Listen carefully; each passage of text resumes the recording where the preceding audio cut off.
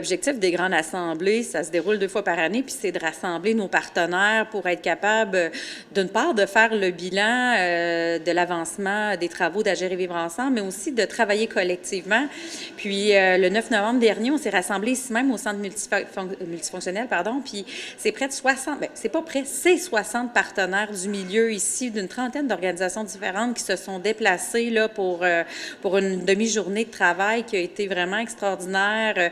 On a pu faire un bilan qu'on parlera plus tard d'Agir et Vivre ensemble, mais on s'est donné le temps collectivement de travailler sur la participation citoyenne parce que c'est un objectif important dans le développement des communautés, l'engagement des citoyens, la voix des citoyens, le rôle, la place. Donc, on a vraiment eu un beau travail. Puis je me permets de dire qu'on a manqué de temps à travailler ensemble parce qu'on a vraiment senti une motivation accrue. Et ça marque, bien sûr, une première année pour Agir et Vivre ensemble Côte-de-Beaupré.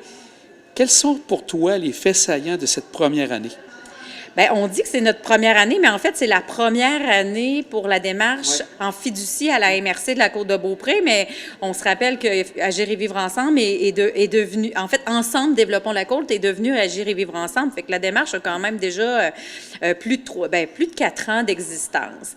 Les faits saillants cette année, ils sont nombreux. Une année où il s'est passé énormément d'actions, des actions plus structurantes. Hein? On parle de la démarche qui rentre à la MRC, le virage social pris par le Conseil des maires, acceptation de la fiducie de la démarche, gestion administrative. Donc ça a eu un effet levier, c'est bien évident.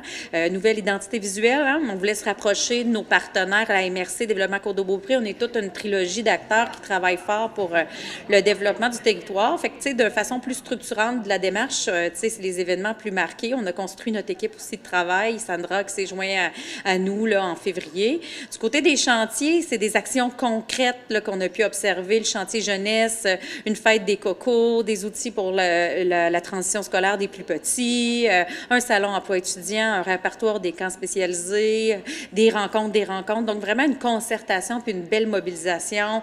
En alimentation, c'est dur de ne pas parler du projet de glanage cet été. C'est 40 sorties au champ avec Isabelle Martineau qui a accepté de prendre le mandat comme intervenante du projet. Donc, une grosse mobilisation, 120 bénévoles, plus de 7000 kilos de fruits et légumes récoltés dans les champs pour lesquels on a pu donner une deuxième vie, que ce soit dans la transformation, le conditionnement ou dans la distribution alimentaire, et plusieurs comités qui s'intéressent beaucoup à l'alimentation.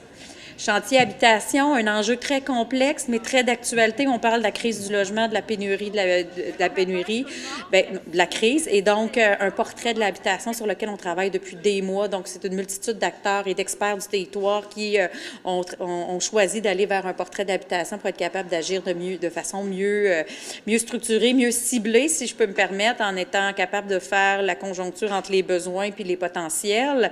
Donc, vraiment une action structurante. Puis, au niveau de la mobilité durable, qui est notre 4e chantier, bien, je pense que notre réalisation la plus marquante, c'est d'avoir réussi à asseoir autour de la même table tous les experts qui interviennent en mobilité sur le territoire pour être capable d'avoir une vision puis d'être capable de développer pour le futur des actions structurantes. En parlant de ces 4 chantiers importants que tu as là, vous avez dû faire en cours de route sûrement tous des liens. Donc, ça s'ajoute à tout ce que vous avez travaillé, les liens et les interliens qu'on retrouve à l'intérieur de tout ça. Bien, tout à fait. En fait, ce qu'il faut comprendre, c'est qu'à travers nos 4 chantiers, ce qui est transversal, c'est nos populations vulnérables du territoire. Fait que pour chacun des chantiers, oui, on a un chantier jeunesse qui est une clientèle plus spécifique de notre territoire, mais on travaille de façon transversale pour les personnes vieillissantes de notre territoire. Donc, quand on parle d'habitation, de mobilité, quand on parle d'alimentation, on se met dans la peau, on se met dans la lunette du vieillissement, on parle des migrations. Maintenant, on parle de la santé mentale des populations. Fait que oui, il y a des liens vraiment à faire à travers tout ça. Donc, on a des enjeux qui sont plus transversaux ou en filigrane de nos 4 grandes priorités, là. Et pour 2024, est-ce que déjà tu as des éléments que tu souhaites avoir en tête, des objectifs que tu as pour 2024? Oui, bien en fait, ce qu'on a réellement senti à la Grande Assemblée, c'est vraiment une volonté collective de donner une plus grande place aux citoyens dans le développement des communautés. En ce moment, on essaie de faire du développement dans un contexte de pénurie de main-d'œuvre. Fait que plus que jamais, je pense qu'on est tous au fait que la communauté est indispensable, elle est contributive et peut venir un peu renforcer le filet de sécurité par des actions structurantes qu'on peut porter dans nos milieux.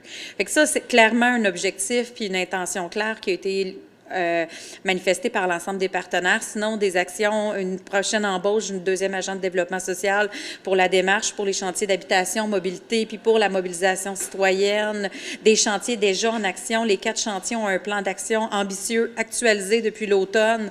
Donc, je les ai pas tous en tête, mais tu sais, on parle d'actions structurantes qui vont nous permettre d'atteindre nos objectifs collectifs, tout le monde ensemble.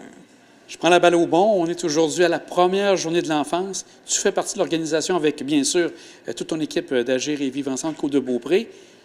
Comment tu trouves actuellement? On est dans la pause pour cette première journée-là. Vraiment contente de tout ce qui s'est passé ce matin?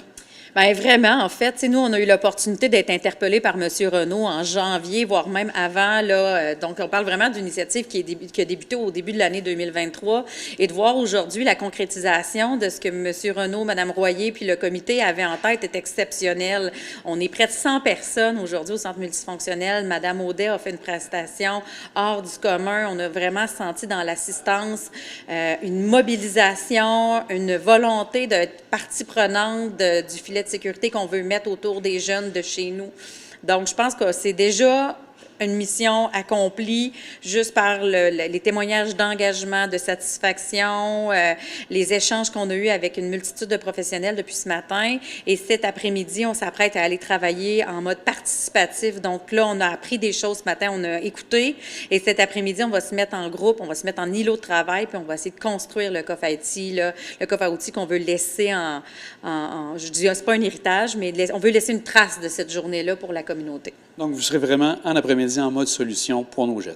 Exactement. Ce qu'on souhaite, c'est que les absents, parce que, tu sais, tout le monde ne pouvait pas être là aujourd'hui, c'était une journée sur semaine, puissent eux aussi bénéficier des apprentissages de la journée, puis vraiment sentir que collectivement, tu sais, cette journée-là, ça s'adressait aux 35 000 citoyens de la Côte-de-Beaupré. On est peut-être 100, mais ce qu'on vise, c'est que les 35 000 citoyens de la Côte-de-Beaupré entendent parler de la journée,